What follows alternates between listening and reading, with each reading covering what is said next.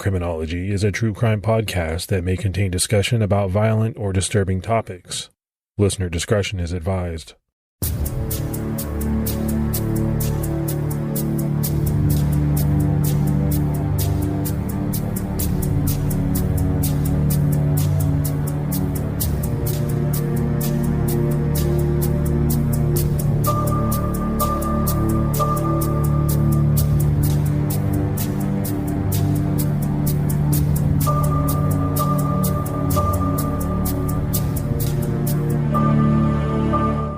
I'd like to welcome everyone back to Episode 4, Season 2 of Criminology. We're continuing the series on the East Area Rapist / Golden State Killer case and more. We've just got a little bit of housekeeping to do before we get into this episode. And first, let's give some shout-outs to our new Patreon supporters.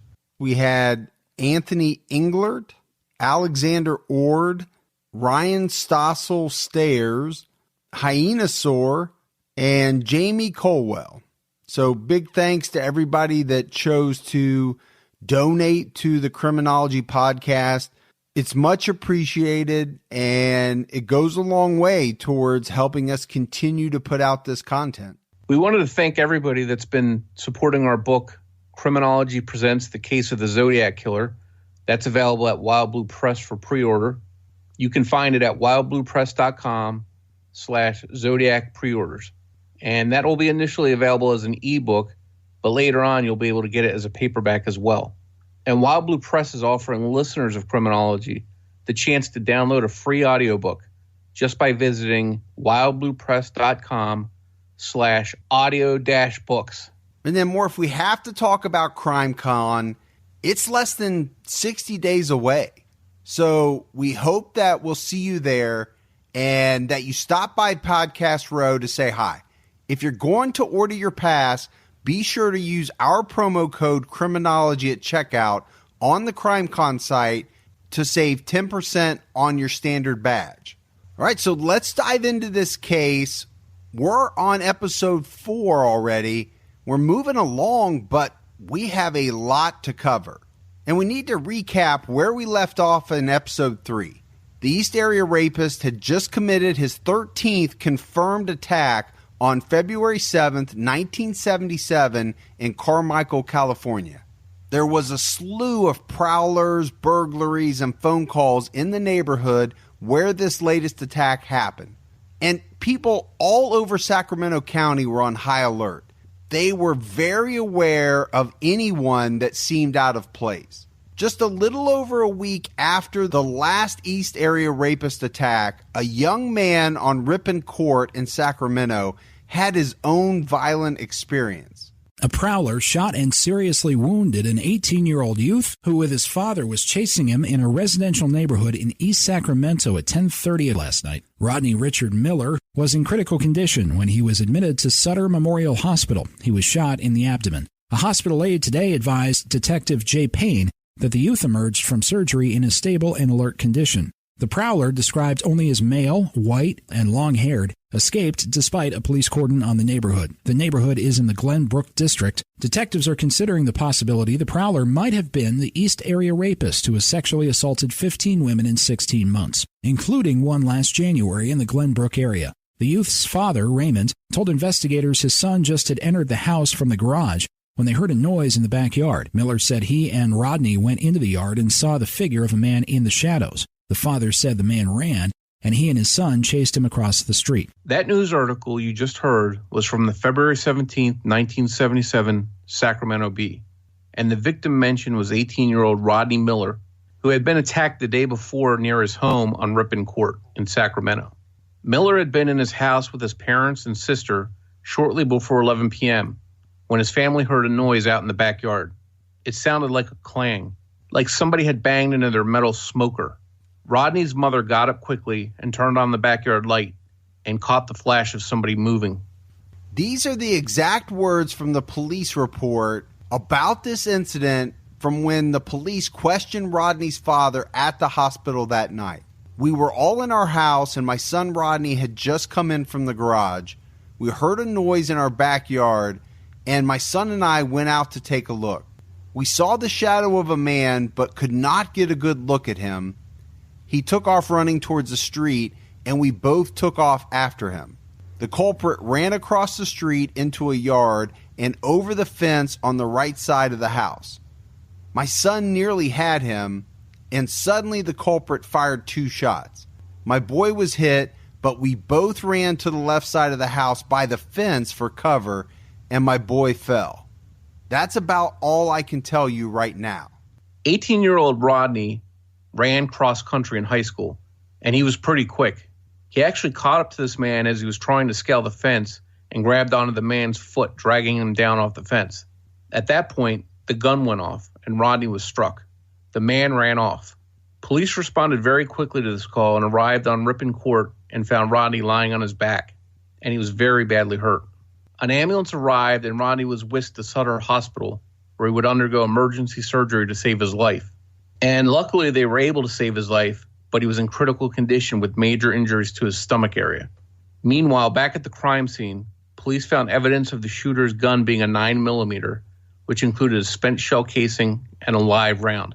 Within 2 hours of the shooting, the police had brought in a dog to see if they could track the shooter. The dog was able to pick up the scent and track the man to a neighboring street called Citadel Way before losing it near the parking lot of a nearby school. Once Rodney was stable, police didn't waste any time questioning him on February 18th, 2 days after the shooting. From his hospital bed, Rodney was able to tell police how the first shot from the man's gun had hit him, but fortunately, the second shot had missed.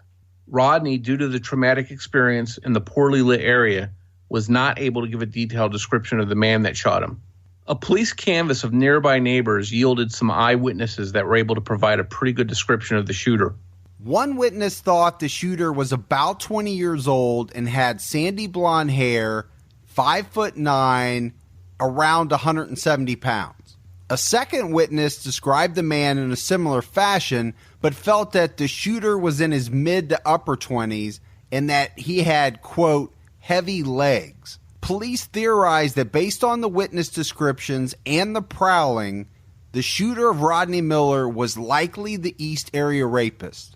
And what this shooting proved was that when cornered, this man wouldn't hesitate to shoot someone. One very interesting note about where this shooting occurred was that it was within 500 feet of where the 11th victim's car had been found after the East Area Rapist stole it following that attack. Although his wounds were extensive, Rodney Miller would eventually make a full recovery. A composite sketch of the man that shot him, who was presumably the East Area Rapist, was created and circulated soon after the incident, but it didn't lead anywhere.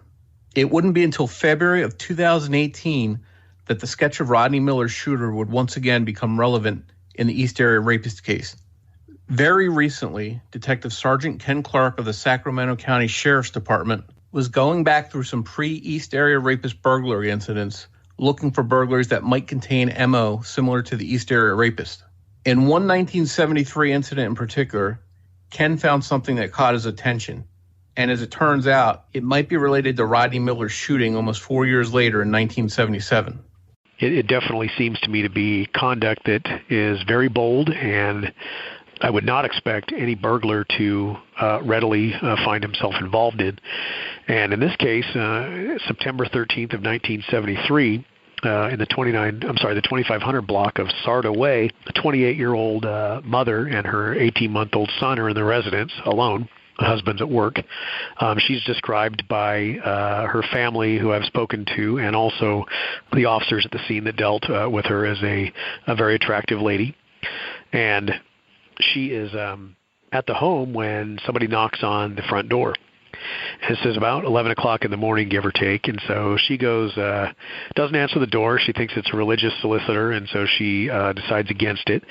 And a few minutes later, she has her son in bed in one of the other rooms to the back, and she hears noises coming from the back area of the house. So she walks down the hallway, and as she gets to her master bedroom, which basically faces the backyard, she sees a man at the window, and he has already taken the window screen off, and he is prying at the window itself. They see one another. He ducks down and runs around the side of the house. She looks beyond and sees that the gate to a schoolyard right behind her is open.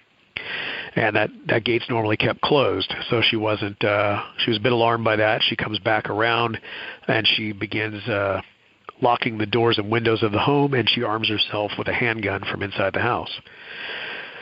So she looks around and does not see any more sign of this guy, and contacts her husband. And it's alluded to in the report, though not directly stated, that she kind of left it at that. Believing that it was over, that she'd surprised a burglar who probably thought that nobody was home, and now he's running off. And I'll tell you that 99.9% of the time, this guy would have been gone. He'd be gone from the neighborhood. He would be gone that day, right then, that minute. And so we wouldn't see him again during this episode. But things take a strange turn with this guy because though she's locked everything up and she's armed herself, the door leading from the garage to the kitchen is forced open while she's standing there a few feet away. And the suspect got the door open and then also smashed through a chain lock that she had secured at the top of the door. And he got it open a little over a foot, and she had pointed the gun at him and said, if you come any further, I'm going to shoot you. And the man stopped, and he turned around and walked out of the garage through the overhead garage door, which she had left open for lighting in the garage. It was the middle of the day, and she'd been doing laundry out in the garage. This time she decides to call the sheriff's department, and she does, and the sheriff's department is on their way. Now, at this point, I would think based on the confrontation that just occurred, and even if the guy had decided that he was going to take an opportunity to do something more horrible than he had potentially contemplated with the initial burglary, at this point he's had a weapon pointed at him. I'm thinking that he's going to see this as a good time to go. One would have to suspect that she called the cops. I'm thinking he would leave, but not this guy. She's in the home waiting for law enforcement, and he forces his way in through the exact same door and rushes her and grabs a hold of her hands in which she's holding the gun, and he closed the distance so fast that she wasn't able to do anything, and they fight over this gun. She's 5'7", about 135 pounds. The guy is 5'8", about 140 to 150 pounds, and she ends up wrestling over the gun with him. He gets the gun kind of pointed at her, and so that's unnerving, but she uses all of her might and pulls it away, and it ends up going off and kind of over her shoulder in terms of how they're fighting. At that point, the suspect does run, and she's medically fragile based on some medical conditions that are going on in her life, and she actually passes out. So the cops arrive, and she has passed out, and basically recounts this story. And she describes the guy as being mid-20s. She actually settles eventually when she does a composite sketch at the age of 27. She said that he was neatly dressed. His hair was neat but longer, as worn the style of the time. It was over the years, and he had some small pock marks or some kind of marks, acne marks on his chin. And he had a small sore or similar on his the corner of his mouth. She said that he appeared to be sick, as in like physically ill, like maybe he was recovering from the flu or something, as he had kind of bags under his eyes. And she said that his eyes were deep set and pretty intense. She said that he was wearing a shirt that wasn't, was a nice shirt that he had light colored pants on.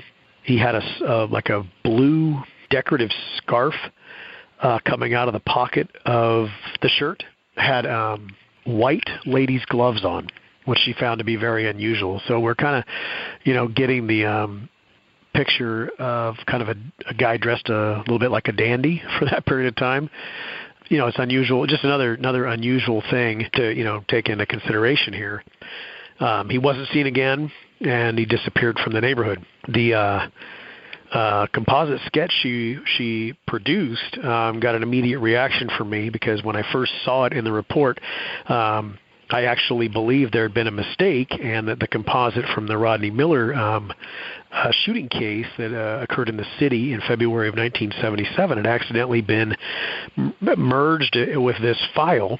And it took me just about 3 to 5 seconds to realize that wasn't what happened at all, that this was the actual sketch done by this victim, and that this would have occurred 3.5 years before or even more years before the Rodney Miller incident even occurred.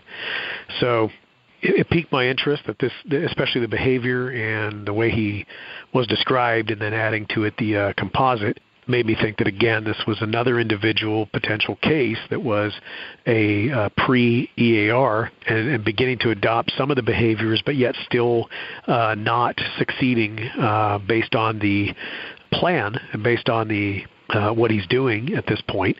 It, of course, looked like an opportunistic crime, but it was unsuccessful and probably frustrating for him, and it was tremendously risky, and he could have gotten shot, yet he still did it. This 1973 attack that resulted in a sketch of the attacker, which closely matched the Rodney Miller shooter, is still being investigated by the Sacramento Sheriff's Department. They also have some other leads that they are currently investigating, and we'll talk about them soon. It was incidents like the Rodney Miller shooting on top of all the rapes that had people in a state of panic. Right around the same time that Rodney Miller was shot, one woman in an undocumented incident in Sacramento had a terrifying experience. She was so unnerved and on edge after all the attacks that she could no longer sleep at night. And she sat up in the dark of her bedroom with a loaded handgun, convinced that the East Area Rapist would come for her. She did this for several nights in a row, and all she had to show for her trouble was a lack of quality sleep. But then one night, while she sat there in the dark, she heard something outside of her bedroom window. She immediately went into high alert. She could tell that someone was tampering with her window. She tried to steady her shaking hands. She raised the gun and leveled it at the window. And then a light, possibly from a flashlight, trickled in from the outside, and her window was raised open. A man climbed in through the window and started to put a foot down on her floor. It was then that he made eye contact with the woman who was in a shooting position with the gun aimed right at him. And this woman wasn't planning on asking any questions or letting the man get the upper hand. As she started to squeeze the trigger, the thought raced through her mind, what if I kill this man and I go to jail for murder? So she raised the gun a bit higher and to the right and fired off a shot into the area around her window. Now, this shot was far enough away from the man to miss him, but close enough to scare the hell out of him. In a flash, the man jumped back out of the window and disappeared into the darkness. If this was the East Area Rapist at her window, it may have been the first time someone had gotten the upper hand on him. And it's understandable why this woman chose not to shoot. But if she had put that shot into his chest instead of the wall next to him, things might have turned out a lot differently, and this man's evil legacy may have been cut short. Now, these are big, big ifs, Morph, right? We don't know for sure this was the East Area Rapist, and you really can't fault this woman, but what if? Now, as it stands, that didn't happen, and the East Area Rapist would go on to commit heinous acts over the next 9 years. The Rodney Miller shooting itself had taken some of the focus off the rapes for a moment, but that wouldn't last. Residents on the 3800 block of Thornwood Drive in Sacramento were troubled by odd phone calls. In some instances, the caller would hang up after a second, but in other calls, they would stay on the line without making a sound. One of the residents was a woman who was getting these calls along with her daughter. In late February, this woman's daughter answered the phone, and an unknown woman asked for the girl's mother. Before her mother could get to the phone, the unknown female caller hung up and never called back. Now, at this point, there have been over a dozen attacks in the East Area Rapist case. And while police are openly acknowledging that there is a serial rapist, the one thing they're not doing is telling the public that many of the victims were getting calls prior to the rapes. So they're not putting that out there. And just imagine the panic if the residents of Sacramento County had that info and then one of these calls came in. So I get not wanting to scare people, but you would think having this little bit of information could have allowed residents to take even more precautions. Yeah, you're right, Mike. It seems like there were some missed opportunities here to alert the public. And what happened in mid-February of 1977 would be a major fail by police. In the same section of Thornwood Drive that was being targeted with phone calls, a neighbor found some things that didn't belong to them hidden in their bushes. They had discovered a cloth bag that contained a ski mask, a pair of gloves, and a flashlight. Obviously, the homeowners were disturbed by this, so they did what most people would have done. They called the police. Whichever police officer took that phone call instructed the residents to throw all the stuff away. And I just don't think you can understate what a major blunder this was. You think about all of the things that are going on, and then a police officer would tell these residents to throw this stuff away. But that's exactly what they did. So the homeowners threw away the ski mask, the pair of gloves, and the bag, but kept the flashlight. And I don't know about you, Morph, but if I was the person that found that stuff in my bushes, knowing everything that has been going on, I would be on high alert. Strange things continued late February and into March. There were odd men seen in the neighborhood. Dogs barked at night. Something seemed to be happening on the 3800 block of Thornwood Drive, but nothing was really being done about it. Around this time, multiple witnesses saw an old-style yellow truck from the 1940s or 50s. Sometimes they would see it being driven, and sometimes it would be parked in between two houses, as if the driver could have been a visitor to either house. But as it turns out, he wasn't. Nobody knew who the driver was, but one eyewitness account said that he was white, in his 20s, and under 6 feet tall. On March 8th, 1977, a recently separated woman on Thornwood Drive who had received some of the calls in February was asleep in her bed. Around 4 a.m., she heard some sort of noise that jolted her awake. And as she sat up, she saw a man racing at her. Before she knew it, he had a knife to her throat. The intruder spoke in a clear, hostile voice, telling her that he had a butcher knife and that he only wanted her money. He warned her that if she moved, he would kill her. But it was dark, and the woman was still groggy, so she couldn't see him very well. She thought he was wearing a mask, but she wasn't 100% sure. The man immediately forced the 38-year-old woman onto her stomach and bound her hands behind her back, and then he tied her feet. He also gagged and blindfolded her. Once she was secured, the assailant left her room, apparently searching the home for money, but returned to check on her periodically. During one of the trips back into the bedroom, the man placed his penis into the woman's hands, which were tied behind her back. He then ordered her to play with it. After a couple of moments, he flipped her over onto her back and ripped her nightgown down the middle. The attacker then warned her by saying she had better fuck good or he would kill her. He then raped the woman before throwing blankets over her. The man had been in the victim's home for about 2 hours, and around 6 a.m. slipped out of the house. Right around the same time, a neighbor saw an unknown man standing on a front porch looking into a window. The window he was peeping into was near the intersection of Thornwood and Montclair, about 8 homes away from the victims. The neighbor would later describe the peeper as being white and about 5'8" or 5'9" with a medium build. Inside her home, the 38-year-old victim struggled to get free of her bindings. Once she was able to, she ran to a phone in the family room, but discovered that the phone wires had been cut. She then went to another phone in the house and called police. This call to police came in at around 7 a.m., and they arrived just a few minutes later. The first thing the police did was ask the victim for a description of the man who had attacked her. She recounted that she wasn't sure if he had on a mask or not. She described that the man wore what felt like some sort of rubber gloves and a jacket that looked shiny. Then she told them about one thing the man had done in the attack that was especially cruel. During the attack, He had squeezed a thumbnail on her right hand so bad that the pain was terrible. It seemed like she hadn't even put up a fight, so this was odd as it was unprovoked. Police were able to determine that a window on the back side of the house was the entry point for the rapist. The glass at the bottom had been broken, and it was pried open.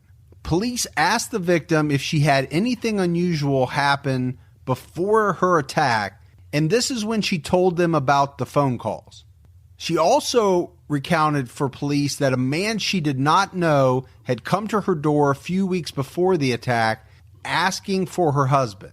And she thought this was odd because anybody that knew her husband would have known that he had moved out following their separation. So a lot of things that happened during this attack were very typical of the East Area Rapist's MO. Attacking a lone woman, the bindings, and targeting a single-story house. And there had also been those phone calls to the victims and other relatives on top of the prowlers in the area. But there were also some differences in this attack. She couldn't say for sure if this man was wearing a ski mask, which is what the East Area Rapist typically wore. She also described his voice as not being the normal low, hissing, clenched teeth voice that many victims had described, but rather a clear and hostile voice. This victim also did not mention that the man who had attacked her seemed to have a very small penis. But while there were some differences, the overall MO strongly matched, and her attack was officially listed as the 14th confirmed East Area Rapist attack. On April 6th, 2001, 24 years after she was raped by the East Area Rapist, her phone rang. The victim, who by this time had moved and changed her name, got the call between 6:30 and 7:30 p.m. When she answered, a male caller asked for her by her name. When she acknowledged that she was the person the caller was looking for, the man again referred to her by her first name, saying, "Don't you remember? Don't you want to party again?" When she asked who the caller was, he hung up. The woman couldn't tell for sure whether or not the caller was the same man that had raped her 24 years earlier. But she did feel that this call was directly connected to her rape because only a couple of days before she got this call, news about the East Area Rapist had made headlines across the state of California. The East Area Rapist's DNA had been linked to a series of shocking crimes in Southern California. But we'll get to those crimes later this season. On March 18, 1977, only 10 days after the East Area Rapist's last attack, 3 taunting phone calls came into the Sacramento County Sheriff's Department. These calls were not recorded, but in the first call, received at about 4:15 p.m., the caller said he was the East Area Rapist before laughing and hanging up. Another call came in at around 4:30 p.m., in which the same voice repeated what he had said in the first call. Finally, at about 5 p.m., the third call from the same caller came in, and he told the dispatcher that he was the East Area Rapist, and that he had his next victim stalked, and that police couldn't catch him. Once again, he hung up, and he didn't call back. Later that same day, on the 2600 block of Benny Way in Rancho Cordova, a 16-year-old Cordova high school student had just arrived home after her job at a fast food restaurant. She walked into her house at about 10:45 p.m. The house was dark and quiet because her parents had gone away, and her plan that night was to eat some food that she had brought home from her job and then call a friend. She planned to sleep over at the friend's house that night due to the fact that her parents were not home. As soon as she walked up to her front door, she noticed that her porch light was off, which was out of the ordinary. She dismissed it, thinking her parents had simply forgotten to turn it on for her. Once she got into her house, she walked into the kitchen and sat her food on the counter before picking up the phone to call her friend. She dialed her friend, and the phone rang one time when she was startled by a noise behind her. She turned around just in time to see a man standing there with an axe raised above his head. She started to scream, but he stopped her, saying, "Don't scream or I'll kill you." He yanked the phone cord out of the wall. Then he warned her again not to even look at him or he would kill her. The man shoved the young girl into the family room and ordered her down onto the floor on her stomach. He pulled her hands behind her, took out brown shoelaces, and tied her hands tightly behind her back. He then tied her feet together. Once he had her secured, he opened up the back door and made sure that the living room drapes were closed tightly. It was at this point that a phone in the bedroom started to ring. The intruder froze as he listened to the phone ringing. After it stopped, he moved closer to the young girl. He warned her that he had a car parked a block away and he would kill her if she didn't comply. The man then started cutting up some towels using a pair of scissors. The 16-year-old started to plead with the man not to hurt her. At that point, he tied strips of towel around her eyes and mouth. After she was secured, the stranger walked away. He came back after a few minutes and opened and closed the scissors close to her ear, and then at one point pushed the axe against her neck. Then the phone in the other room started to ring again. It rang for a full minute, and the man seemed nervous. He pulled the strip of towel from the girl's mouth and asked her when her parents would be home. She told him that her parents were out of town and that her sister was sleeping over at a friend's. He then told the girl to shut up. Then this man asked the 16-year-old if she had ever fucked. Morph, we're not being gratuitous here. We're not theorizing about what this man said. This is word for word. I mean, it comes directly from police reports. It was at this point that the helpless girl likely knew what was about to happen. He asked her again, calling her by her first name. She started to cry and pleaded with the man not to hurt her. He untied her feet, then he pulled her pants and underwear off. He turned her onto her stomach and placed his penis in her bound hands and ordered her to play with it. His penis felt like it was covered in lotion. After a moment, the man turned her over and raped the 16-year-old. And there's no way around this. This is awful subject matter to cover. I have 2 daughters. Morph, I know you have a daughter. This is a nightmare. This is something that you can't even imagine happening. And it shouldn't happen to anyone, let alone a 16-year-old girl. After he raped her, he got up and explored the house. But then he comes back and rapes her again, and he would do this multiple times. She had been terrorized by this man for about an hour. By this time, the victim's friend had not heard from her and was getting worried. The 16-year-old was supposed to be at her house by 11 p.m., and now it was close to midnight. The friend had called the victim's home but didn't get an answer, so she decided to ask her dad if he would give her a ride over to check on her friend. They hopped in the car and a few minutes later arrived at the home on Benny Way. The friend's father knocked on the front door, and this knock startled the girl's attacker inside. And he immediately raced towards the open back door and ran outside. The victim's friend and her father were able to make their way inside, and they found the terrorized 16-year-old girl. They called the police, who arrived on scene just before midnight. Police started to investigate the scene and determined that the attacker had likely gotten in through the garage door and then pried open the door leading into the home from the garage. Outside, they found the green-handled hatchet the man had used in the attack hanging from the fence. Curiously, in the yard sticking up out of the ground was a pen with the local real estate company's name printed on it. It was near this pen that footprints were discovered, as well as 2 empty Dr. Pepper cans that did not come from the victim's home. The police were able to get a description of the attacker from the young girl. She described him as being around 5'9" to 5'10" and wearing a green jacket. In her statement, the girl told police that this man's penis was just a little bit larger than a hot dog. He wore a canvas mask of some sort with eye holes. He was wearing dark, soft-soled shoes that didn't have any heels. And police would determine that the man had made off with some cash and jewelry, as well as the victim's driver's license and 2 of her rings. Her sister's ID was also stolen. Next, police checked with neighbors.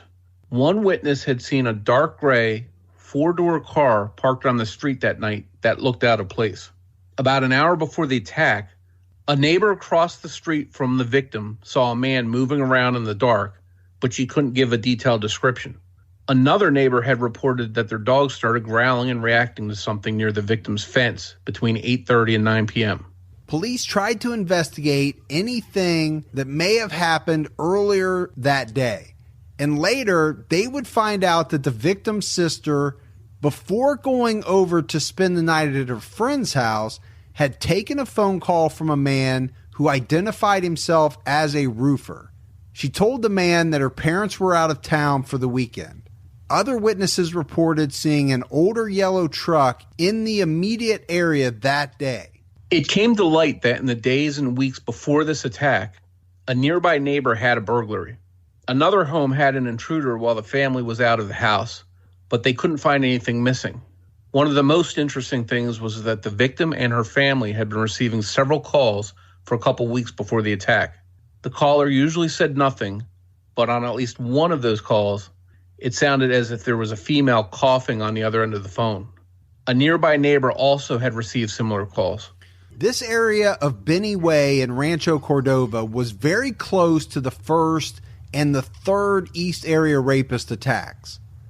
The victim's home, once again, was a single-story home. She was a female, alone at the house. So this definitely seemed like an East Area Rapist crime to police. The 15th confirmed attack. And it also seemed as if the phone calls made to police earlier that day from someone claiming to be the East Area Rapist may have really come from him. After this latest attack, the 15th confirmed attack of the East Area Rapist, the case was dominating the news. You couldn't live in Sacramento without seeing or hearing daily news headlines about this case. It really was front page news. In the last episode, we played a news segment that was very specific about who the East Area Rapist was targeting. There have been no men in the houses at the time, although sometimes there have been children, indicating the houses have been watched. This headline likely put some people's minds at ease. After all, it seemed as if couples that were home together had nothing to fear. But the East Area Rapist was also paying attention to these headlines, and he was about to switch things up. Orangevale was an area of Sacramento County that had been spared any attacks by the East Area Rapist. But from January of 1977 until April of that year, one street in that town started to experience some East Area Rapist type activity. The street was Richdale Way, and most of this activity occurred on the 9500 block. In January, a homeowner caught a stranger in the backyard of a single woman. He confronted the strange man, and the man ran off. This person was described as being white, in his late 20s, 5'9" to 5'10", with a stocky build. Not long after this episode, in February, a home close to where the stranger was spotted was burglarized. By spring, multiple homes in this area were receiving hang-up phone calls for several weeks. All they could hear was heavy breathing.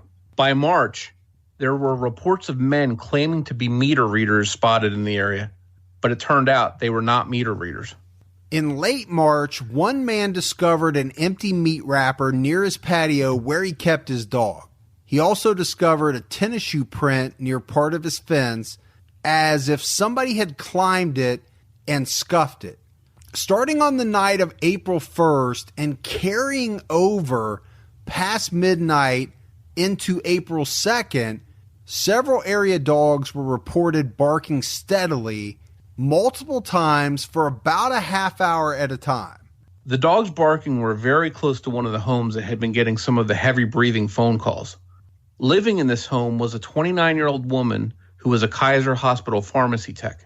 She had been out late to a movie with her 26-year-old boyfriend, who also happened to work with her at the pharmacy. The woman's young children had also attended the movie. They arrived home very late after midnight on the morning of April 2nd. The pair carried the kids inside and put them into bed.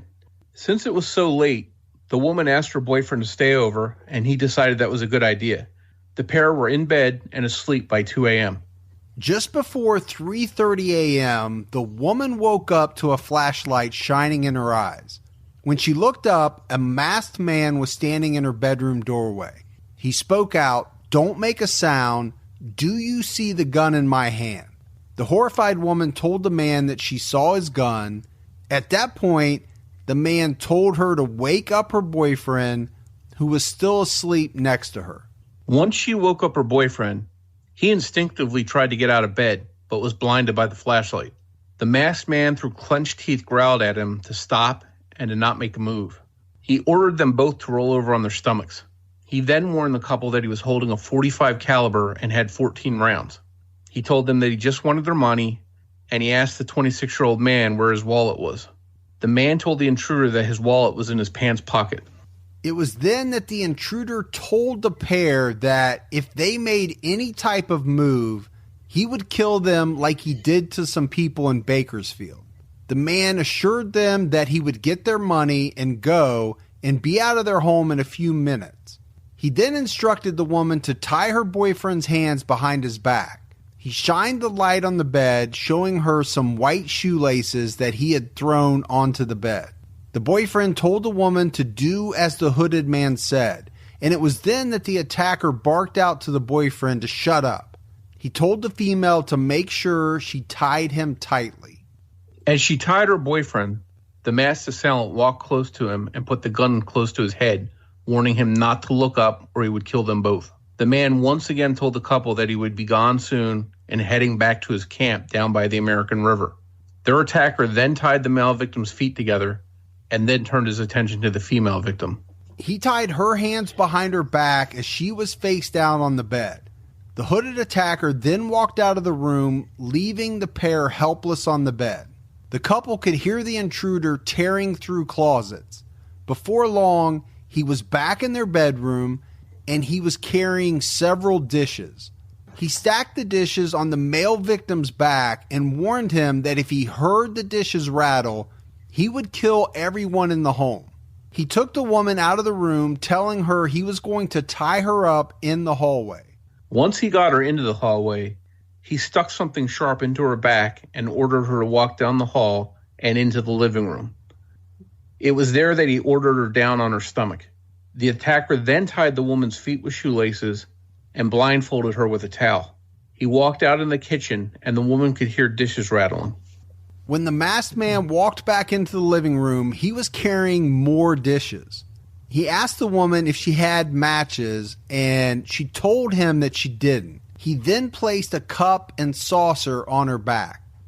At that point, the man walked back into the kitchen, and she could hear him eating food.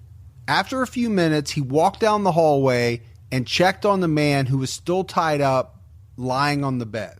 After checking on the boyfriend and finding him still secure, the man walked by the female and told her he was going to go out to her car and get her purse. The woman wondered to herself how he knew that her purse was in the car. Once he came back from getting the purse, he straddled over her back and removed the dishes. He then placed his penis in her bound hands and told her to hold it gently. After a moment, he pulled back and untied her ankles and then removed her underwear. Then he asked her a question. He said, "You have to tell me the truth, and if you don't, I'll find out and kill you both." And the question was, "Did you fuck tonight?" The woman said no, but she was lying to the man. The couple had actually had sex before they fell asleep. It was then that the man sexually assaulted her. After a couple of minutes and without any warning, he jumped up and walked off. A moment later, he was back and he placed high-heel shoes on her feet. For the next hour, the masked assailant alternated between raping the woman, eating in the kitchen, and checking on the boyfriend. During the rape, the man told the woman that he was in the army before and had sex with a lot of girls. When he went in for the last time to check on the boyfriend, he leaned over the man who was still tied in bed with dishes on his back and said, "Next place, next town." And then suddenly, the man seemed to vanish. The house was quiet. The family dog who had been absent during the attack was suddenly walking around the house. Sensing that the attacker had left, the male victim was able to free himself. He then called police before checking on his girlfriend and freeing her. Police received the call for help just after 5 a.m. and they arrived very soon after. And one of the first things they found was that the assailant had cut the power to the lamps and clock and had lit a candle, which may have been why he was looking for matches. He also cut the power to the television and heater. Police were not able to determine a point of entry for the attack, but discovered that the rapist had left the home through a sliding glass door. Next, the police asked the pair to describe the attacker. He was white, about 5'10", and had a medium build. He had worn a white mask with eye and mouth holes. He talked through clenched teeth. The male victim felt sure that the man had a hint of a German accent. The female victim stated that the rapist had a very small penis. She then recounted two things that seemed to stand out to her. She mentioned that the attacker knew she kept her purse in her car. The other thing she mentioned was that the rapist had placed high heels on her feet, which was something she would do when she was intimate with her boyfriend. It was as if the man somehow knew their secrets. Police turned their attention to neighbors. They found that one neighbor between 4:30 and 5 a.m. had seen a small foreign car circling the block several times at around the same time the rapist left. Another neighbor thought she had seen a large American car with a loud exhaust near the victim's home. Police learned that just a few weeks before the attack, the home next door had been put up for sale, and a for sale sign was on the front lawn. Two different men that matched the rapist's description had come by in the days after it went up for sale to inquire about the home. One was alone, and the other was with a woman. Neither of these men were ever identified. There's so much activity here that's very East Area Rapist-like. Stalking, prowling, dogs barking, and then during the attack, placing his penis into her bound hands. But there were some things that were new. First off was that the town of Orangeville was struck. But one thing that definitely stood out was that this was the first attack in which a man was present in the home.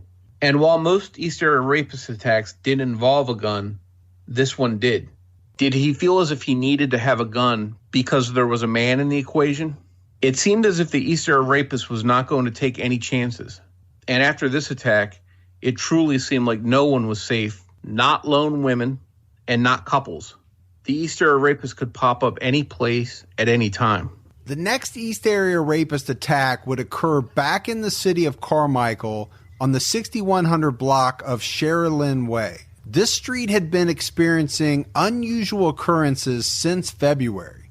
Around dinner time on a day in late February, a resident and her daughter were inside their home when they saw a man outside jump their fence and land in their backyard. And instead of leaving, the man just walked around in their backyard. Fearful, the mother called police, but the man left before they arrived. About a month later, in a nearby backyard, a resident spotted a fleeing prowler. The only description of this man was that he was white and in his mid-20s, around 5'9" and 150 pounds. Then, in April, another home close by was burglarized. This pattern of burglaries and prowling was a signal that the East Area Rapist was about to strike there, but somehow, police didn't recognize it. Another incident on this street happened on April 11th, 1977. A young woman and her boyfriend caught a man in the backyard of her house. He appeared to be checking out their locks, but he raced off as soon as he realized they were watching him. They were able to describe the prowler as 5'10", with dark blonde shoulder-length hair.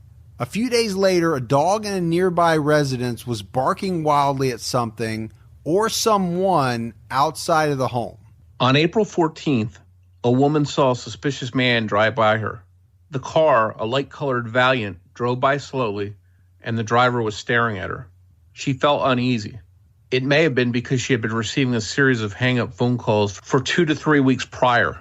The 19-year-old clerk typist, who was separated from her husband, tried to dismiss the incidents. But later that night, after going to bed, she would come to regret not taking the calls or seeing the man in the car more seriously. The 19-year-old and her boyfriend were asleep in her bed. Early in the morning of April 15th, at around 2:30 a.m., they were awakened by the sound of someone in their bedroom and by a flashlight shining in their eyes. Suddenly, a hissing voice came from behind the light.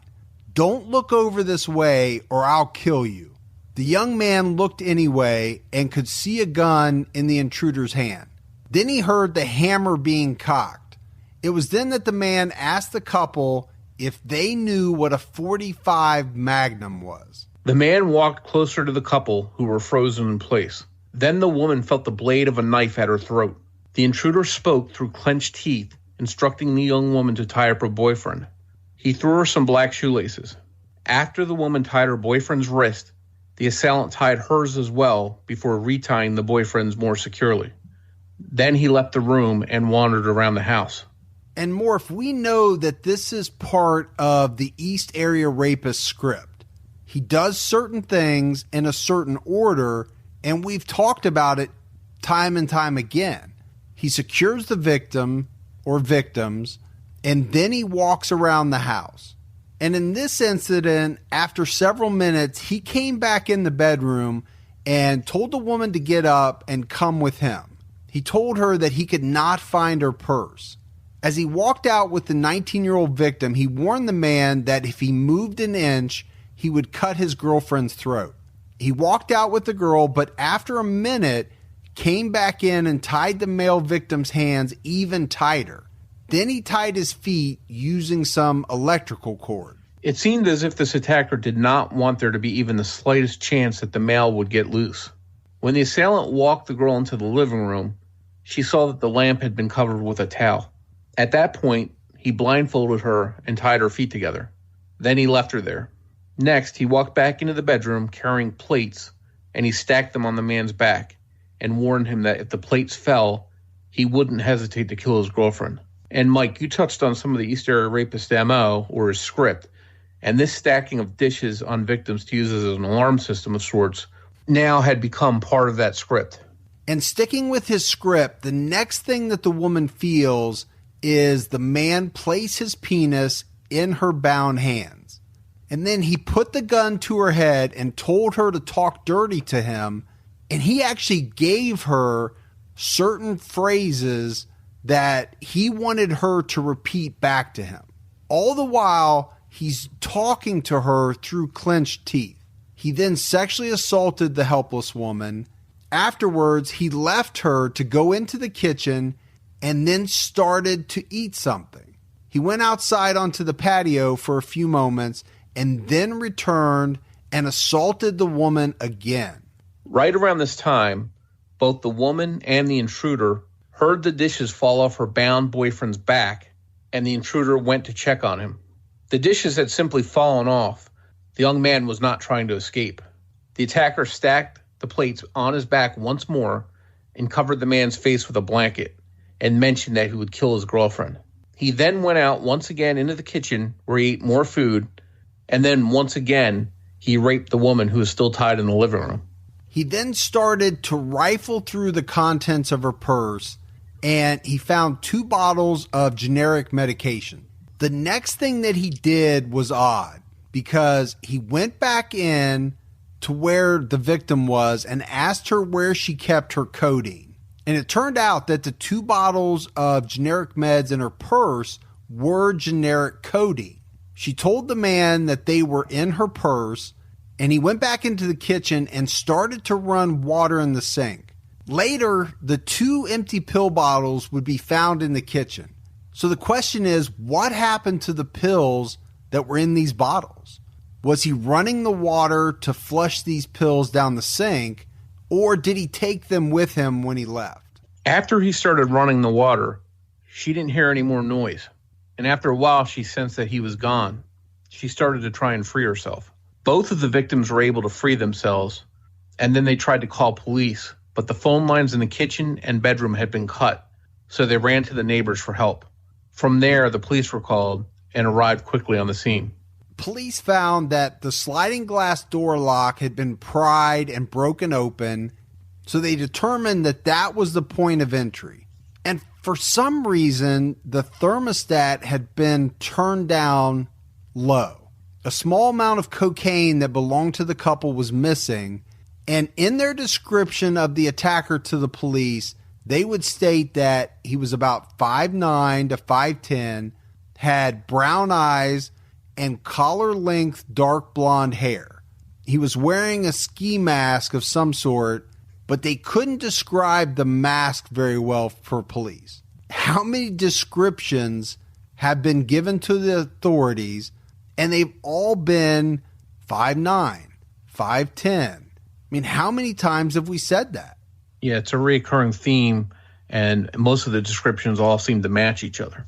The female victim was taken to Sacramento Hospital for treatment, and later she would be hypnotized. Specifically, police wanted to ask her about the strange car that she had seen hours before she was attacked, and under hypnosis, she was actually able to provide police with a license plate number. But it turned out that the plate number she gave them had never been issued. So that was basically a dead end. The male victim recounted that the attacker sounded to have an Asian accent, but he felt that it might have been faked. The East Area Rapist was starting to get too comfortable attacking couples, and there would be no let up in sight for the residents of Sacramento. The next attack in the East Area Rapist case would come on May 3rd, 1977. This time it would occur on the 8300 block of La Riviera Drive in Sacramento. And as in most East Area Rapist attacks, it was preceded by some troubling events. In mid-April, various residents on this block started getting hang-up phone calls. One of the people receiving the calls would turn out to be the next East Area victim. She started getting calls in late April, about a week before she would be attacked. Shortly after midnight on May 3rd, at around 12:30 a.m., the 30-year-old housewife and college student heard a loud bang in her backyard. She instinctively ran to check all the locks and windows and found everything was secured. She looked out in the backyard but didn't see anything unusual. By 1 a.m., she decided everything was okay and she went to sleep. Her husband, an Air Force serviceman at Mather Air Force Base, was already in bed. Around the same time, a neighbor close to this victim heard someone walking outside on some gravel. The next day, this resident would find that her side gate was open. At around 3 a.m., the 30-year-old woman was awakened in her bed to the sight of a man standing in the bedroom doorway. He was shining a flashlight in her eyes. She reached over and immediately woke up her husband. The man quickly told them that he just wanted their money and that he had a .45 caliber handgun. He let the couple know that if he wanted to, he could easily kill them and get across the levee to his camp. He walked up to the male victim and placed the barrel of the gun against his head and repeated the threats before throwing a shoelace to the female victim and hissing at her to tie her husband up. He ordered her to tie him very tightly or he would kill everybody in the house. The couple couldn't risk any type of heroics as they feared for the safety of their two young children who were asleep in their bedrooms. After the male victim was tied, the intruder ordered the female onto her stomach and he bound her hands tightly behind her back. Then the intruder said that he needed money for cocaine to get his fix. Now remember, in the last attack, the East Area Rapist had stolen a small amount of cocaine from the victims. In another attack, he mentioned to a victim that he had a camp near the river. So it seemed as if he was sticking to his script, but also changing it as he went along and incorporating specific things from his recent attacks. The intruder tied the man's hands tighter, then tied his ankles. The male victim volunteered his wallet to the intruder, telling him it was on the dresser. After the attacker looked through the cash in the wallet, he told the couple that they had better have more cash or he would kill them both. It was then that the wife directed the man to her purse, which was upstairs. The man started to shake like he was having some withdrawal to drugs, but the couple would later report that the man seemed to be faking the shakes. After this shaking, the assailant covered the husband's head with a sheet and placed a jewelry box on his back. He warned him that if the jewelry box fell off, he would kill everyone in the house.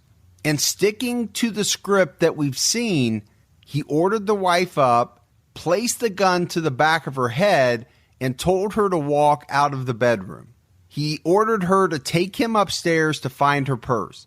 And once he found her purse, he threw her down to the floor and tied her feet together. He put what turned out to be a shower cap over her face, and then she heard him walk off and head down the stairs.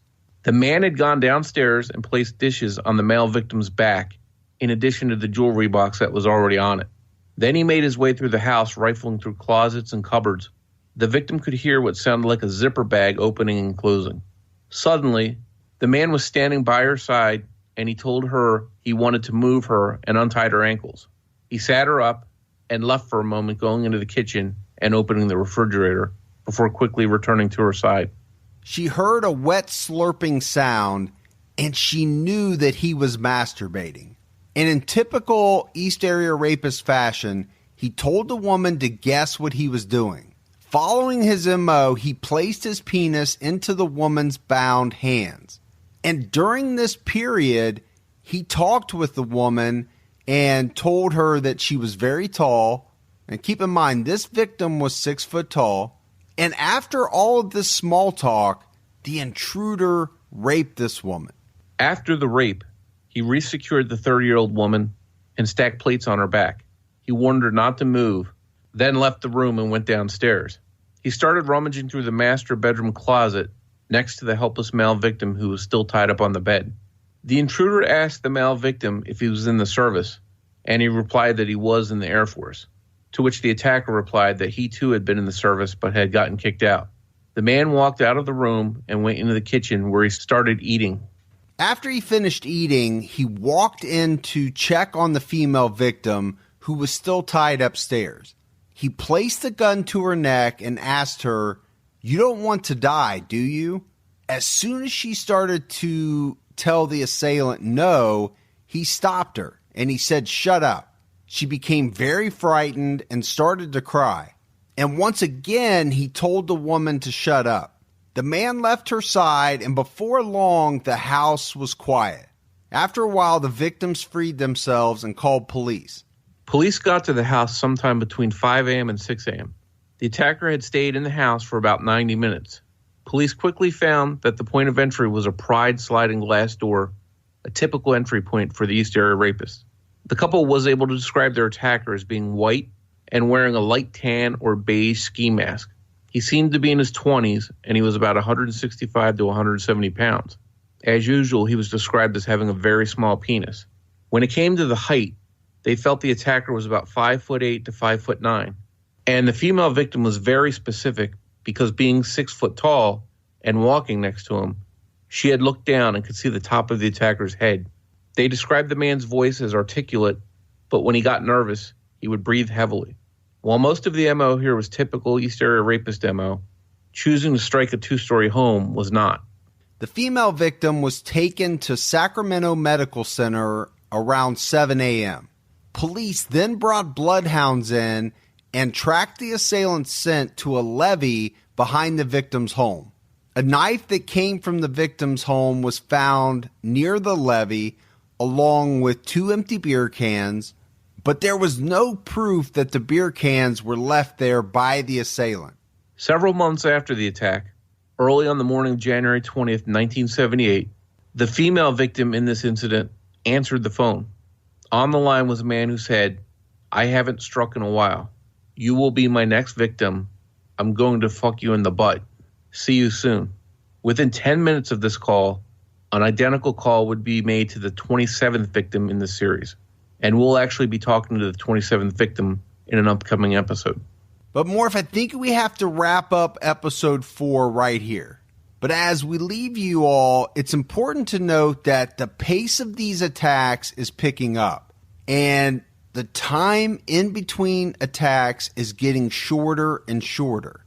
And as we go through this, you're going to see just how quickly the frequency of these attacks escalate. And it's not going to be a question of, is the East Area Rapist going to strike again? The only questions were, where would he strike next and who would be his next victim?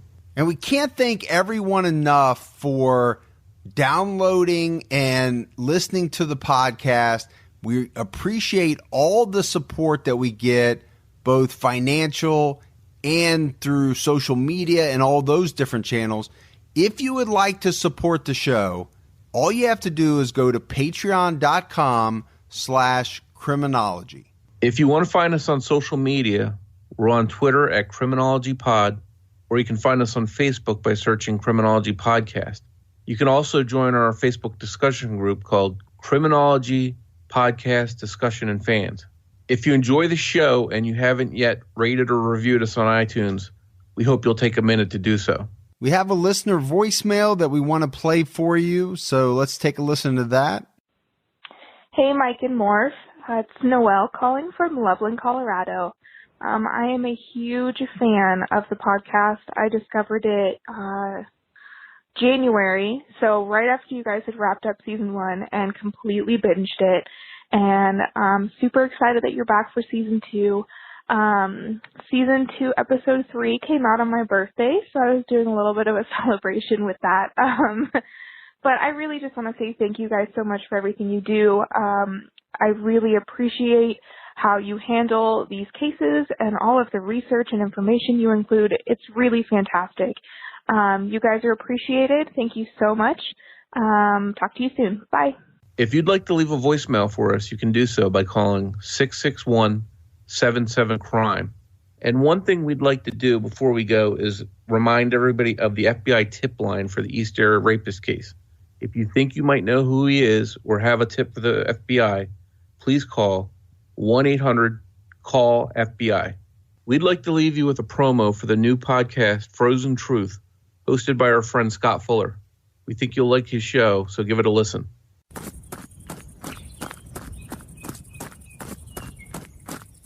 Sometimes we conflate truth with facts, because to find one, you have to have the other. But they're not the same thing. Facts are ours. They're human. They belong to us. And that's where truth is different. The truth doesn't belong to us. The truth is universal. There's only one truth. Truth is what actually happened. Sometimes our facts lead us to the truth, and sometimes they don't. But the truth is always there. It's waiting. It's frozen there until we find it. If we ever find it.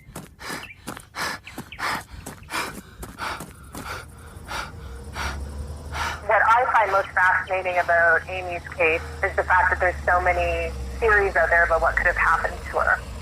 When she did things, she crossed them off. The last thing was for her to go on a run, and that was never crossed off. I'm Scott Fuller, host of The Frozen Truth, a new podcast premiering in March. I hope you'll join me in my pursuit. For now, stay up to date at frozentruthpodcast.com.